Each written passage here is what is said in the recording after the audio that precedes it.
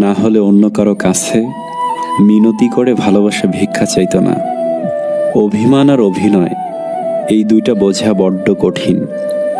জীবন যুদ্ধে আপনি যদি সফল হন তবে পরিবারের সবাই দাবিদার, আর যদি আপনি ব্যর্থ হন তবে আপনি একাই অংশীদার। এ এক কঠিন বাস্তবতা।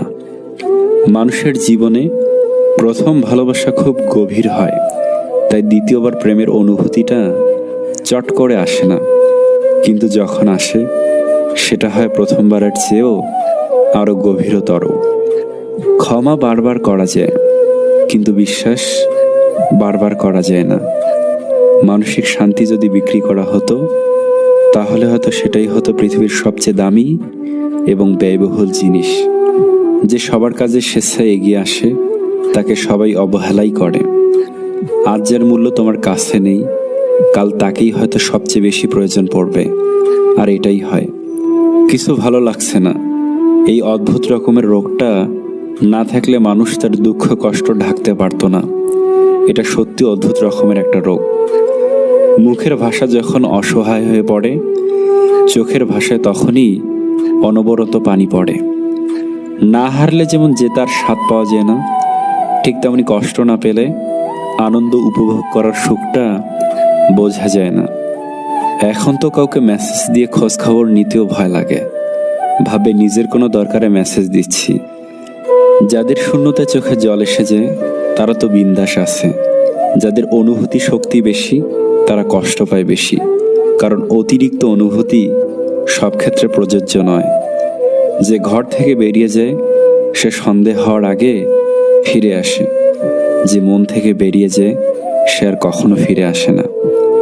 নিজের পায়ে একবার দাঁড়ালে কাঁধে হাত রাখার মানুষের অভাব হয় না। রক্তের সম্পর্ক তখন ভাঙে স্বার্থে যখন আঘাত লাগে। কখনো কখনো বিনা মেকআপেও অনেক নারীকে অপরূপ সুন্দর লাগে, যেমন আমাদের সবার মা। প্রেম ও ইবাদত গোপন, যতটুকু প্রকাশ পায় তা লোক দেখানো। যে সম্পর্ক তৈরি হয় লোভে, সেই সম্পর্ক শেষ হয় ক্ষোভে। খেললে হারবে, হারলে শিখবে, আর শিখলে জিতবে। আসল কথা হলো থামলে চলবে না। সম্মান করতে শিখুন ওই মানুষগুলোকে যাদের সাথে খারাপ ব্যবহার করেছেন, কিন্তু বিনিময়ে আপনার সাথে খারাপ ব্যবহার করেনি কিংবা করে না। আমি হাসি মুখে কথা বলি, সবার সাথে মিশে চলি, দুঃখ পেয়ে গোপন রাখি, সবাই ভাবে আমি সুখী। আসলে আমি সুখী নই, জীবনটা সুখের অভিনয়।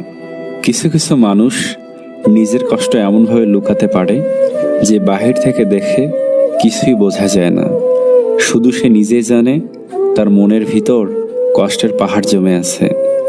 সমস্যা সবার জীবনেই থাকে, কেউ জানিয়ে দেয়, আবার কেউ গোপন করতে ভালোবাসে। এই সমাজে দুরকম মানুষই আছে। আমি ঘৃণা করি তাদেরকে যারা নিজের ভালোর জন্য অন্যের মুখের হাসি কেড়ে নিতে দ্বিতীয়বার চিন্তাও করে না। ছেলে যদি মেয়ের জন্য কাঁদে বুঝবেন অভিনয়, আর মেয়ে যদি ছেলের জন্য কাঁদে বুঝবেন আরো বেশি অভিনয়। বর্তমান যুগটা এমন, কারো চোখের পানিতে ভুলবেন না, আগে যাচাই করুন।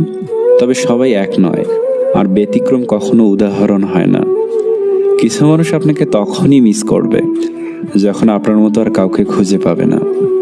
কাছের লোককে আমরা যোগ্য ভাবি না, দূরের মানুষের সামান্য যোগ্যতাও আমাদের কাছে মহামূল্যবান মনে হয়।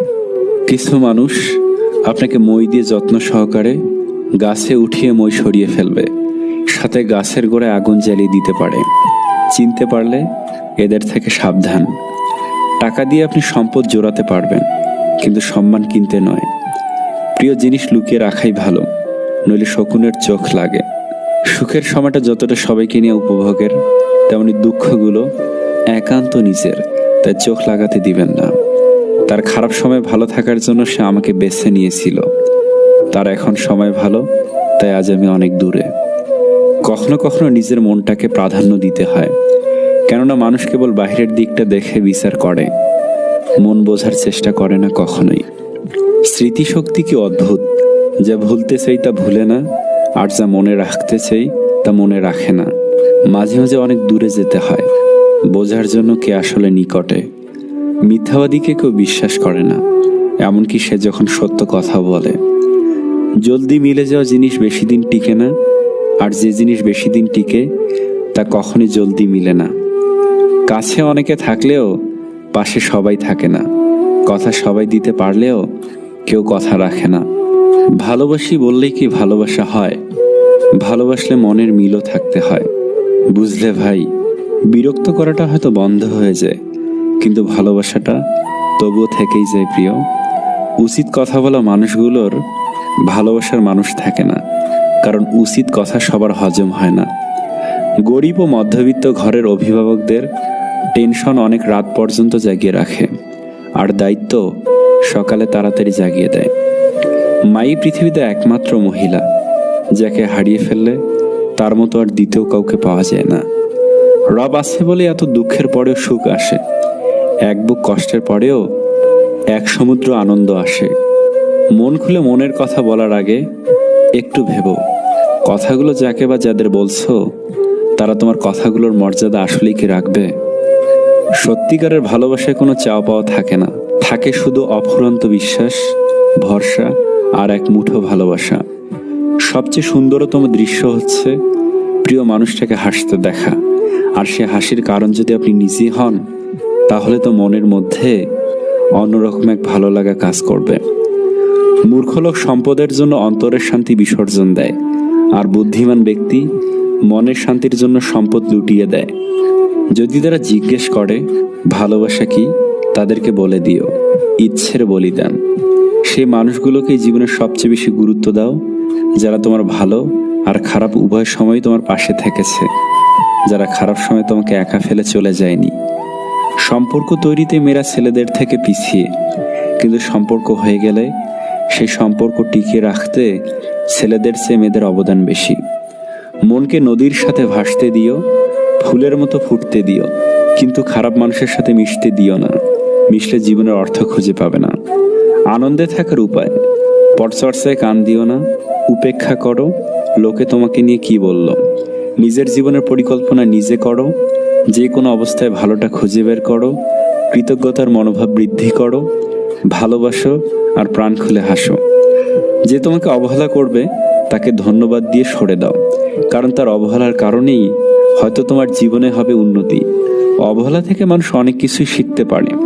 অবহেলায় মানুষের জ্ঞান শক্তি বৃদ্ধি পায়। অবহেলা মানুষের ঘুমন্ত মস্তিষ্ককে জাগ্রত করে দেয়।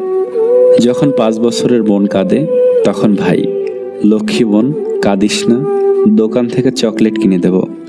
যখন 10 বছরের বোন কাঁদে, তখন ভাই, বল তোকে কে বকেছে, কার এত বড় সাহস যে শুধু নামটা বল, একদম মেরে তক্তা বানিয়ে দেব। যখন 15 বছরের বোন কাঁদে, তখন ভাই, না কেঁদে আমারে বল কোন ছেলে তোরে বিরক্ত করেছে, হারামজাদের কলিজা ছিঁড়ে কুত্তারে খাওয়াবো। যখন 25 বছরের বোন কাঁদে, তখন ভাই, স্বামী কি তোকে মারছে, কাঁদছিস কেন, একবার বল আমি কি মরে গেছি নাকি।